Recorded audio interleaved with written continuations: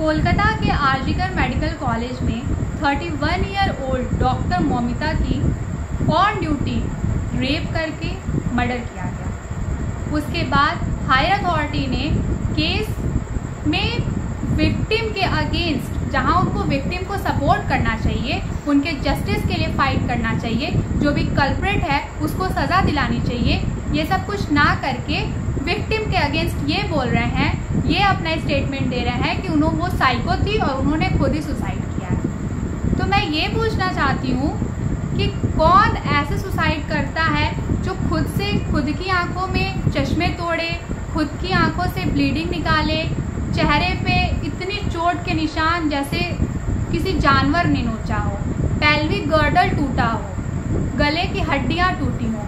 कौन सा ऐसा सुसाइड होता है जिसमें पहले खुद को इंजर्ड किया जाता है, उसके बाद जान ली जाती है? ऐसा कोई सुसाइड नहीं होता है, ये रेप और मर्डर है। क्योंकि किसी सुसाइड में किसी भी लड़की के प्राइवेट पार्ट से 150 ml के करीब सीमेन नहीं मिलता है। तो ये तो क्लियर हो गया पोस्टमार्टम रिपोर्ट के हिसाब से कि ये सुसाइड नहीं, मर्डर है और रेप है। हम एक ऐसे सोसाइटी में रहते हैं, एक ऐसे कंट्री में रहते हैं जहां इंडिपेंडेंस तो अराउंड 78 ईयर्स पहले ही मिल चुकी थी, लेकिन आज भी लड़कियां ना सेफ हैं, ना आज़ाद हैं सुकून से जीने के लिए और ना ही सुकून से ड्यूटी करने के लिए। क्यों? क्या गलती थी उनकी? कि उन्होंने सपने बहुत बड़े देखे थे, या फिर वो बहुत ज़्यादा मेहनती थी, या फिर उनकी सिर्फ इतनी गलती थी कि वो एक लड़की थी? ऐसा सिर्फ एक केस नहीं है जिसके लिए प्रोटेस्ट किया जा रहा है, हमेशा ये होता आता है, कभी निर्भया तो कभी आभ्या, सिर्फ चेहरे बदलते हैं, क्राइम नहीं बदल रहा। इवन जो क्राइम का वो स्कोर है ना, जो रेट है, वो ईयर बाय ईयर बढ़ता ही जा रहा है। और ये कब तक बढ़ेगा? जब तक हम शांत रहेंगे, जब तक हम डरेंगे, हम आवाज़ नहीं उठाएंगे। हमें जस्टिस चाहिए और हमें डॉक्टर मौमिता को जस्टिस दिलाने के लिए साथ में खड़े होकर के तब तक लड़ना होगा जब तक कि उन दरिंदों को सज़ा नहीं मिल जाती और डॉक्टर मौमिता को न्याय नहीं मिल जाता। क्योंकि ये लड़ाई सिर्फ उनकी या उनके फैमिली की नहीं है, ये हम सबकी लड़ाई है। एक और बात मैं इस वीडियो में हाईलाइट करना चाहूँगी, जैसे कि मैंने एक चीज़ नोटिस की, वो डॉक्टर हैं, इसलिए डॉक्टर्स उनको सपोर्ट कर रहे हैं। वो अपनी ओपीडी बंद करके सिर्फ इमरजेंसी पेशेंट्स को देख रहे हैं और प्रोटेस्ट कर रहे हैं, और जो नॉन मेडिकोज हैं वो इग्नोर कर रहे हैं। तो मैं ये बोल दूं कि वो डॉक्टर होने के पहले एक लड़की हैं और उससे पहले एक इंसान है। तो आप कौन सी फील्ड में हो, आप क्या काम करते हो, ये मैटर नहीं करता। एज अ ह्यूमन हम सबकी रिस्पॉन्सिबिलिटी है, उनके साथ जितना गलत हुआ है हम उनके जस्टिस के लिए साथ खड़े होकर के फाइट करें। इस केस को, हम सबको इस केस के लिए, जस्टिस के लिए फाइट करना पड़ेगा, क्योंकि हालात इतने बुरे हैं।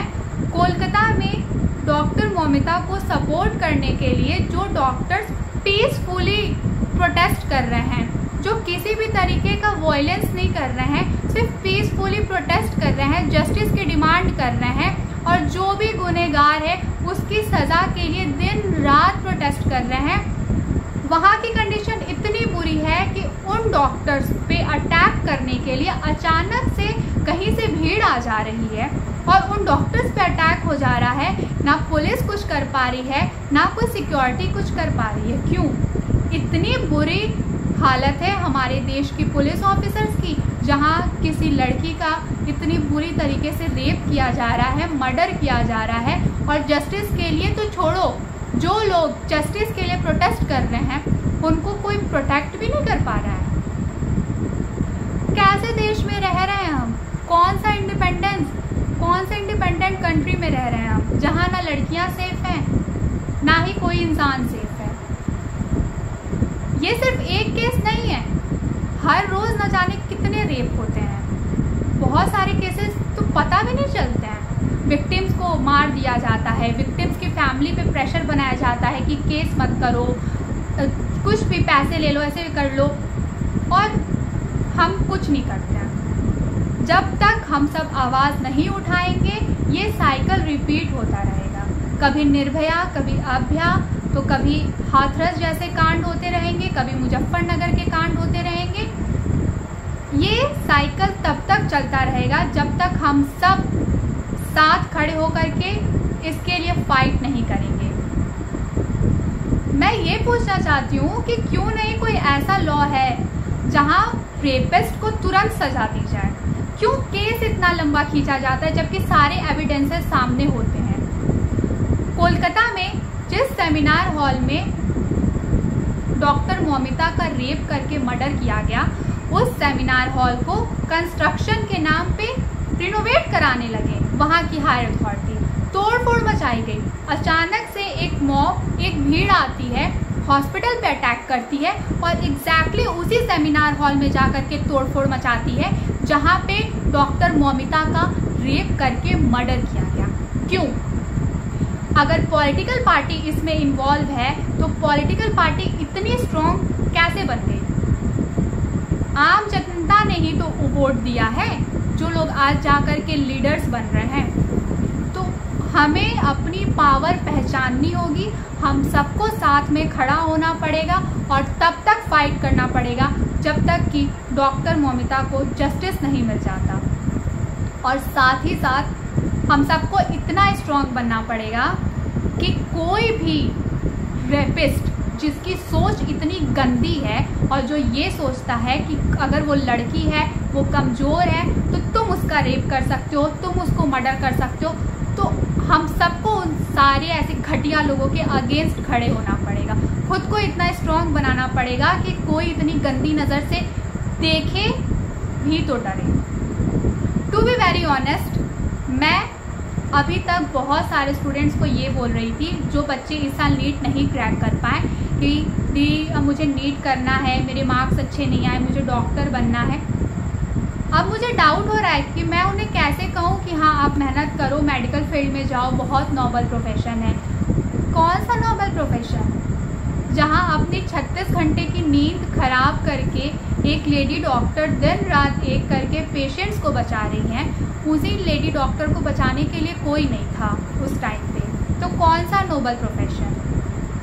मैं एक नर्सिंग स्टूडेंट हूँ, मैं फाइनल ईयर में हूँ। अभी कुछ दिन में मेरी इंटर्नशिप स्टार्ट होने वाली है, कुछ महीनों में। अब मुझे ये डर लग रहा है, इंटर्नशिप में भी मेरी night duty, day duty, evening duty, किसी भी टाइम पे ड्यूटी लगेगी।